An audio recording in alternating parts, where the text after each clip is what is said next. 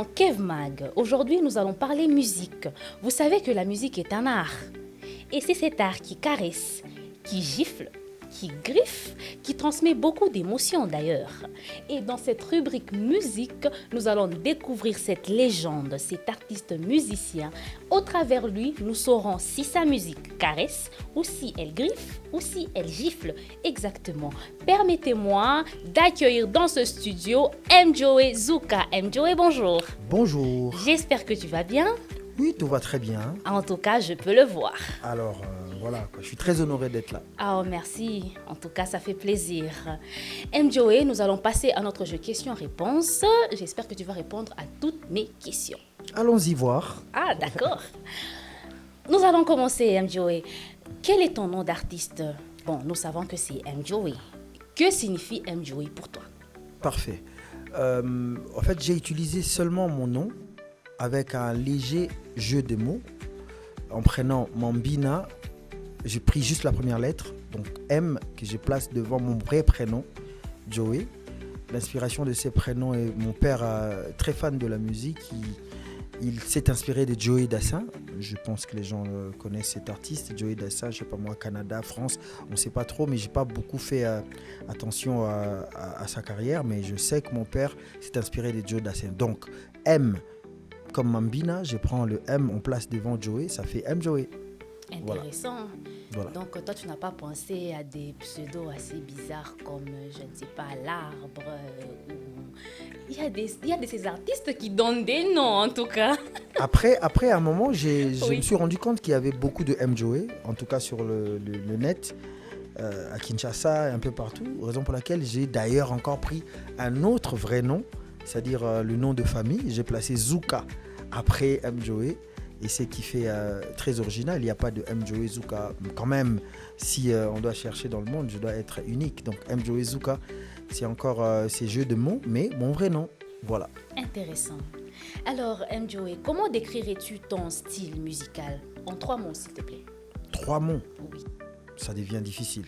En 3 mots, ça va être assez difficile, mais Que je j'essaie. rajoute? Non. Alors, je vais trouver 2 termes.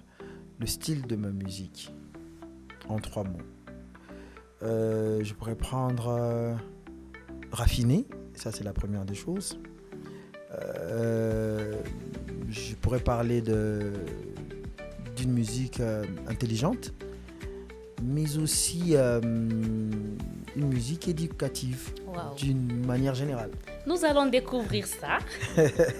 Quelles sont tes plus grandes influences musicales? Très jeune, j'ai été emporté par l'ambiance de l'église kimbanguiste. On avait la musique classique, on avait la musique, beaucoup de chorales à l'église kimbanguiste. Mais c'est pas ça qui a fait de moi, qui a créé ce rêve de musicien. C'est après, quand la musique congolaise jouait chez nous à n'importe quel moment, parce que comme je l'ai dit tantôt, mon père c'était un très grand fan de musique congolaise. Bon, un peu aussi, on écoutait beaucoup de musique d'ailleurs, Lionel Richie, Marvin Gaye et tout. Mais je pense que j'ai été influencé vraiment pour commencer une carrière par la musique d'ailleurs. Parce que la musique congolaise est déjà en nous. Voilà, la rumba, j'ai appris la rumba très jeune, en écoutant, bien sûr. Mais l'influence de commencer à faire de la musique, c'est quand j'ai commencé à écouter avec attention la musique de R. Kelly, la musique de Craig David, encore Lokwakanza. D'ailleurs, ça m'a beaucoup touché parce que lui chantait en même temps en lingala avec un autre style de musique. Donc ça m'a beaucoup touché. Puis est venue l'arrivée de Corneille. Donc il y a beaucoup de styles de musique qui m'ont influencé. Donc je ne peux pas en citer qu'un seul. Je vois. Et dans tout ça, quelles sont les émotions que toi tu transmets au travers de ta musique? Waouh, très bonne question. Après, ma vie a été, pas très mélancolique, mais quand j'ai perdu ma mère vers les années 2000, j'ai senti un vide que je ne pouvais pas combler. Je commençais à écrire des textes, mais qui n'exprimaient vraiment pas ce que je voulais faire ressortir. Et c'est comme ça que j'ai rencontré la guitare. Et la guitare me permet de vraiment communiquer mes émotions parce que ces 6 cordes-là, chacun a un rôle. Et à travers les sons de guitare que j'écoutais, ça me ramenait à des émotions assez particulières. Et c'est comme ça que j'ai écrit ma toute première chanson. Donc les émotions à communiquer, c'est lié à la guitare. Donc voilà. Waouh. Ma toute première femme. Et sans elle, ça allait être compliqué pour moi. Oh. Je l'avoue. Tu l'amènes partout avec toi? Oui, hein, à un certain moment, c'était visible parce que je me promenais un peu partout avec. Mais aujourd'hui encore, j'ai l'ai toujours, mais un peu plus discret. Voilà. Oh. Je vois. Et dis-moi, quel est ton public cible quand tu fais ta musique? Tu cibles qui exactement? Être bref sur cette question-là, ça paraîtrait un peu plus difficile encore parce que je cible ceux-là qui sont sensibles. Vous comprenez la nuance. Je cible ceux-là qui sont sensibles à des messages que je fais passer. Donc quand il faut chanter l'amour, je cherche à avoir le plus possible de gens qui aimeraient écouter ça. Quand je parle de la famille, tout le monde est touché. Donc on ne peut pas être humain et ne pas connaître le bienfait de la famille, le rôle de la famille. Ce sont des thèmes comme ça qui ciblent mon public. Donc je ne sais pas dire que moi, ce sont les jeunes seulement. Je ne pourrais pas dire que moi, ce sont les vieux. Mais à travers chaque thème que j'utilise, je me vois en train de chercher à cibler vraiment les gens les plus sensibles possibles. D'accord. Et dis-moi, ça fait combien de temps au fait que tu fais de la musique? Waouh! Je peux estimer mon âge, moi, quelques années, parce que j'ai commencé très jeune. Waouh! J'étais, comme je l'ai dit avant, hein, à l'église kimbangiste, c'était vers 11 et 12 ans. 11-12 ans? 11-12 ans, j'ai commencé à T'étais apprendre encore petit, hein? à jouer la flûte. Jouer la flûte et d'autres instruments de percussion. Les kimbangistes, ils connaissent les flûtistes, comment est-ce qu'ils font leur musique. Et c'est comme ça que j'ai découvert plein de choses de la musique. Le solfège, comment déchiffrer certaines notes sur la portée musicale. Et tout ça, je ne pourrais pas à cette époque-là parler d'une carrière, non. Parce que j'étais encore à l'école primaire et après, c'est l'envie de faire la musique, c'est arrivé après. Donc, combien d'années s'il ne faut que compter quand je me suis dit, bon, M-Joe est devenu professionnel, je pourrais compter en 2026, 17 ans. C'est beaucoup. Ben ouais, c'est pas assez par rapport à l'âge à laquelle... quand est-ce que j'ai commencé? Quand est-ce que j'ai découvert la musique? Pour une carrière, ça fait déjà 17 ans presque, voilà. Ça, c'est un adolescent. Ah oui, si seulement si j'avais les enfants à cette époque-là, j'allais avoir des gamins. Ah oui, en tout cas. Prêts de devenir adultes. Waouh. Et combien de chansons as-tu sorties durant ces 17 ans? Bon, à la fin de cette année, je dois faire le bilan, le répertoire, parce que je compte en 2026 faire un concert d'anniversaire pour les Oukarois, pour ceux-là qui aiment la musique. Je vais faire le bilan, combien de titres, mais il y en a beaucoup. Enregistrer, c'est un chiffre. Les chansons écrites, c'est encore autre chose. Donc je ne sais pas brièvement donner le chiffre, mais il y en a plein. Il y a d'autres titres que j'ai oubliés, il y en a d'autres chansons que je n'arriverai plus. Je me rappelle juste un extrait et tout ça, ça me fait de la peine parce qu'il y a de ces chansons que j'ai écrites avec beaucoup plus d'émotion. Donc en grandissant, on est en train de perdre quelque chose. Bon, ça mûrit, mais il y a des émotions qu'on a au début qui ne peuvent pas se refaire. Les erreurs qu'on faisait à l'époque, qui paraissaient des erreurs, mais ça gardait de la magie, quoi, de quelqu'un qui veut se lancer, quelqu'un qui a des rêves, quelqu'un qui avait des émotions. Donc les chiffres exacts, je ne pourrais pas donner. Je vois. Mais il y a un truc qui me tique là. Donc tu as oublié tes propres chansons. Ouais, ça arrive à tous les artistes. À tous les artistes. Ça arrive à tous les artistes. Il n'y a aucun artiste qui pourra ne pas avouer ça. Donc il se peut qu'on te fasse écouter une chanson, on te dit que c'est la tienne et ça t'étonne, tu dis c'est moi qui ai chanté ça. Je reconnaîtrais ma voix, je reconnaîtrais mes mots, mais il faudrait que je répète ça pour faire ça. Eh oui, ça arrive. Et durant ces 17 ans, dis-moi, quels sont les défis que tu as eu à rencontrer? Déjà, je me suis peut-être pas lancé à Kinshasa. C'est Kinshasa qui m'a tout appris. C'est là où j'ai commencé pour la première fois à jouer à la guitare. Mais je pense que à un certain niveau, il me fallait quitter Kinshasa par rapport à la tendance musicale que j'avais. Je suis arrivé à Lubumbashi. C'est là que j'ai découvert que ma musique était très écoutée par rapport à Kinshasa. Parce qu'à l'époque, à Kin, il fallait intégrer un groupe. Il fallait faire un effort d'aller faire un test. Soit il y avait 4 grands groupes, je pense, à cette époque. Quartier Latin, les Wenge, il y avait Papa Wemba. Il fallait faire un effort pour avoir une bonne visibilité, intégrer l'un de ces groupes. Mais après, la vision que j'avais, c'était pas d'intégrer un groupe pour perdre le feeling que j'avais. Le grand défi, il fallait quitter Kinshasa. Le rêve, c'était d'aller, je sais pas moi, en Europe, en Belgique. J'ai tenté de gagner de concours où on m'a promis de faire des voyages à l'étranger. J'étais tout jeune, je voulais immigrer ailleurs en fait. Mais après, quand on m'a orienté vers le Lubumbashi, et c'est là où j'ai senti une tranquillité, une paix intérieure, le regard des gens. D'ailleurs, j'ai dédié la ville de Lubumbashi. J'ai fait une chanson spéciale Lubumbashi. Le regard que j'avais à cette époque, l'accueil, cette hospitalité des gens. Et c'est comme ça que je m'étais dit que j'avais ma place ici. C'était les grands défis. Et une fois que je me suis lancé, tout a commencé à grimper.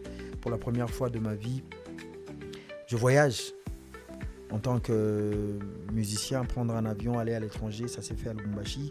Pour la première fois que j'ai signé un contrat professionnel, genre il y a quelqu'un qui à côté, un avocat, de l'autre côté le producteur, ça s'est passé à Lubumbashi. Alors c'était le grand défi de quitter d'abord Kinshasa. C'est vrai que j'y vais de temps en temps pour des projets. Mais c'était le plus grand défi de trouver un environnement qui pouvait me permettre de me lancer dans la vision que j'avais. En tout cas, au nom de tous les Louchois, je bien. dis merci pour la dédicace. Très bien. C'est moi qui remercie. Aksanti Sarana. Voilà. Oh, dis-moi, où tu te vois dans 5 ans? Ah ouais. Ça, on peut proposer, hein, comme on dit. Je peux toujours proposer. Je me vois toujours à Lubumbashi parce que ça reste chez moi. Mais après, de temps en temps, comme on a commencé à avoir cette habitude de voyager un peu partout, l'objectif c'est d'aider plus des jeunes. Je ne voudrais pas le parcours que j'ai pris pour être les MJOE que je suis aujourd'hui, que tous les jeunes puissent emprunter parce que c'est très difficile.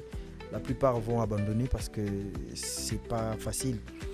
Mais je me vois cet artiste qui produit, les jeunes qui donnent des opportunités, pas forcément produire, mais qui créent des opportunités pour une nouvelle génération dans 5 ans. Waouh! Et tu souhaiterais avoir quel genre de collaboration pour ces 5 ans? Oh oui. La plus grosse collaboration, j'aimerais bien... on était en pourparlers déjà. Je pense que ça va être Koffi Olomide. Je pense parce que beaucoup de jeunes l'ont approché sans pour autant comprendre la richesse qu'il y a dans ce qu'il a pu faire et ce qu'il continue à faire aujourd'hui.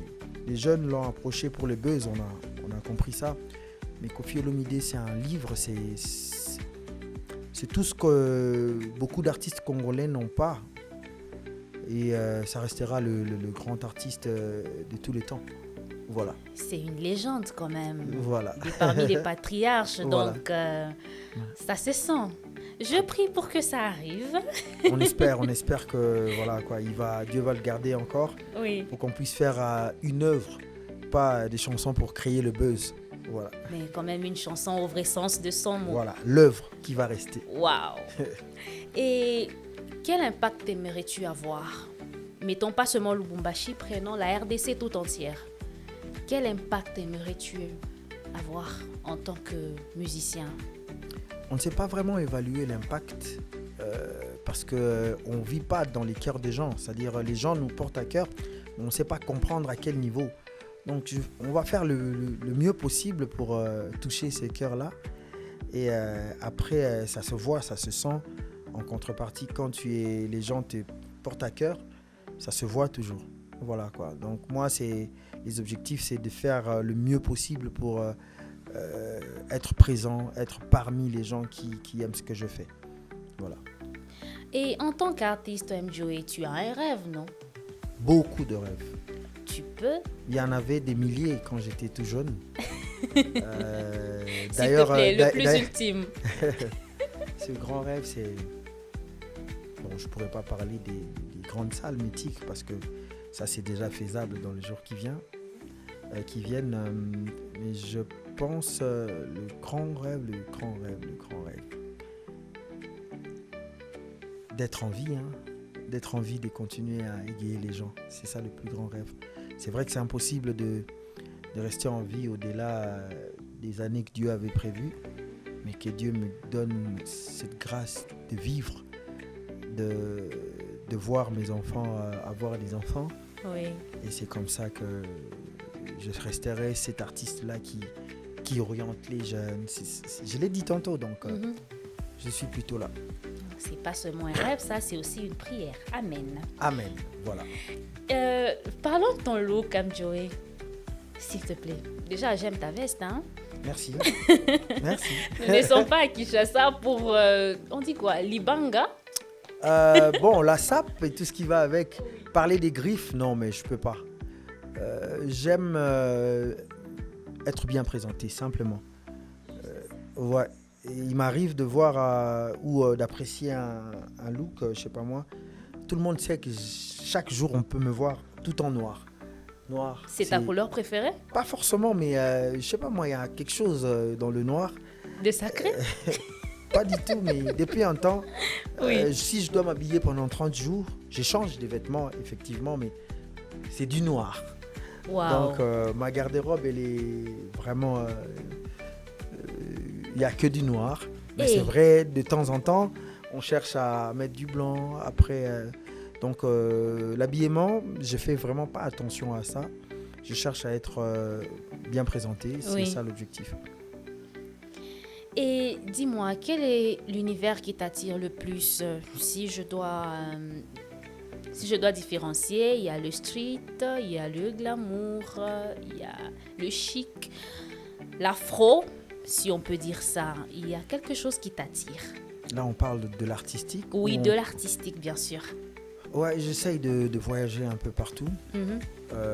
C'est vrai que quand je reviens, le MJoey qui s'est lancé avec sa guitare, c'est un public particulier.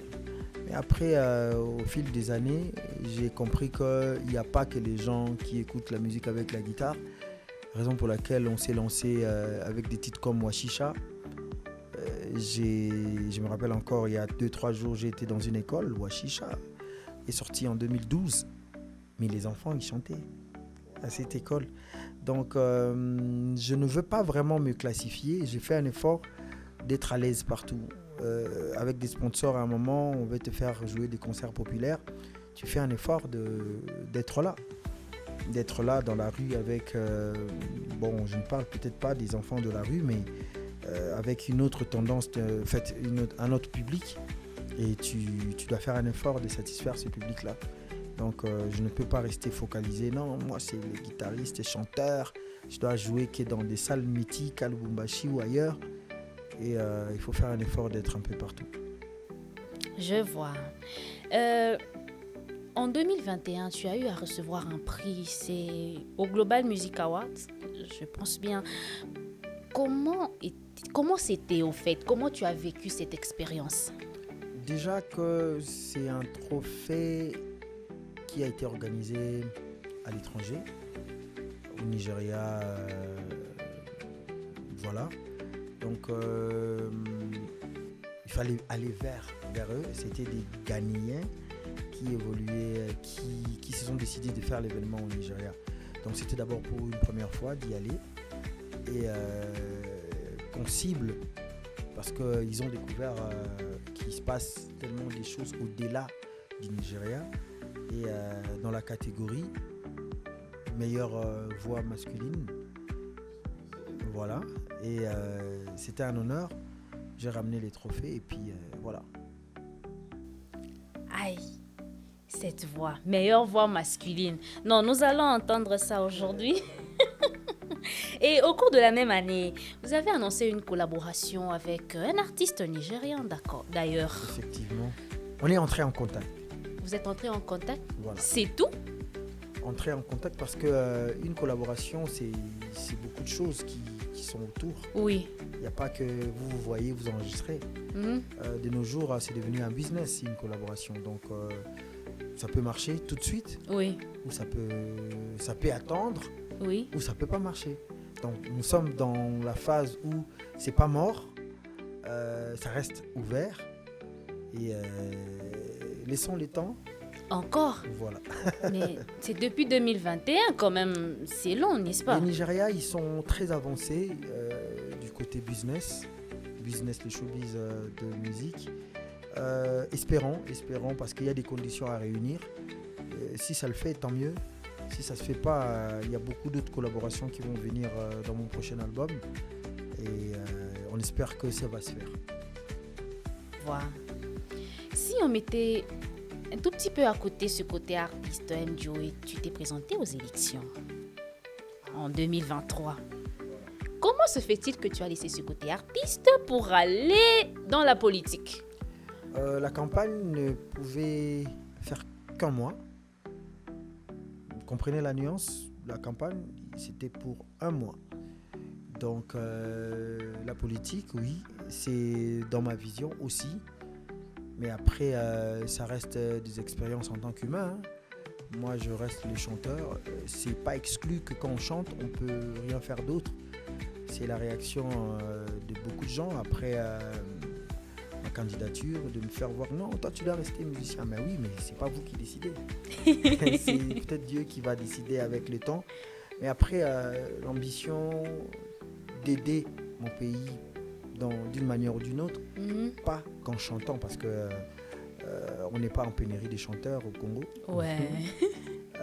Ça reviendra, peut-être, on ne sait jamais, mais après, cette ambition, cette vision-là, dans la politique, il y en a. Donc voilà. Je vois. L'avant-dernière question, Mjoe. C'est quoi ton plat préféré? Oh, je suis plutôt Mouchele, ouais, avec tout ce qui peut s'accompagner. J'aimais bien le boukari, mais j'ai connu une vraie différence avec le boukari, le foufou qu'on mangeait à Kinshasa, avec le boukari qui me fait des ballonnements de temps en temps. Je ne comprends pas si c'est un problème de santé.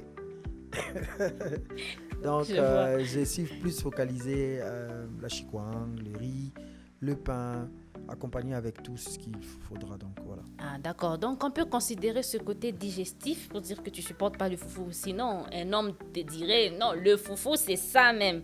C'est la base. Je tente de temps en temps, mais après... En plus, t'as le bumbashi. C'est compliqué, c'est terrible. C'est terrible. Alors, c'est pas très compliqué d'ailleurs. Moi, c'est pas compliqué. C'est bon. Alors, une toute dernière question, Mjoe. Reprends ta casquette d'artiste. Hein? Un mot à quelqu'un qui s'inspire de toi. Quelqu'un qui dit, moi, je serai comme Mjoe. Oh non, je suis vraiment fan de Mjoe. Et tout ça là. Cette personne-là te regarde, elle t'écoute en ce moment. Qu'est-ce que tu peux lui dire? Très bonne question. Être comme moi, c'est se limiter. Donc, nous ne sommes pas pareils. Nos informations génétiques ne peuvent pas être pareilles. C'est d'avoir une vision simplement. Tu veux faire comme Mjoe, mais essaye d'aller plus loin que Mjoe. Quand on vise, par exemple, le soleil, ça ne peut pas atteindre, mais au moins, on peut atterrir sur une étoile. Je ne sais pas moi comment on explique cet adage-là. Donc, oui, Mjoe peut paraître comme un mentor, mais il faut viser plus loin, quoi. Viser plus loin et voilà. Merci. là, ce n'est plus une question, mais c'est une demande.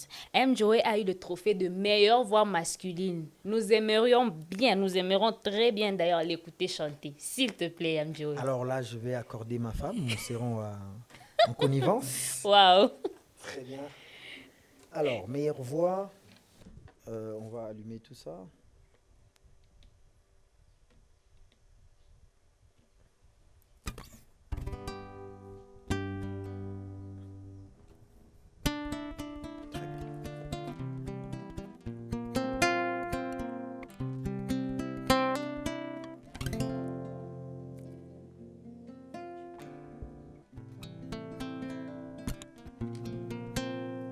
Tu n'as jamais su combien je t'aime, oh yeah. Tu as éclairé mes nuits et construit mes lendemains. Tu n'as jamais su combien tu vaux pour moi, oh, oh, oh yeah. Tu as essuyé mes larmes, élargi mon univers. Baby, you never know how much I love you. Whoa, tiens-moi par la main, allons-nous-en au pays des rêves, rien qu'à radieux. Et si tu savais combien je t'aime, ma bohème, je t'écrirais des textes et des poèmes pour te dire je t'aime. Et si tu savais combien je t'aime, baby mon amour, je t'offrirai des fleurs et tout ce que j'ai pour te dire je t'aime, ma honey. On fait ça en soft. Merci. En tout cas, je dirais que oui, c'est la meilleure voix masculine. On va continuer à travailler pour que ça reste ainsi. Merci beaucoup, M. Joey. Ce fut un plaisir de te recevoir ici. J'ai été très honoré. On aime bien les émissions pareilles. Je sais pas, un podcast comme ça. Il faudrait que ça, de temps en temps, pour qu'on ait le temps d'exprimer nos émotions. Sinon, ça décale un peu de nos jours. Ça allait être polémique du début à la fin. Aïe. Et ça peut être intéressant, quoi. Voilà. Donc, la prochaine fois, t'étonnes pas si on t'invite encore, hein? Voilà, quoi, je suis disponible. Ok. Voilà, parfait. C'était la Kev Mag. À bientôt.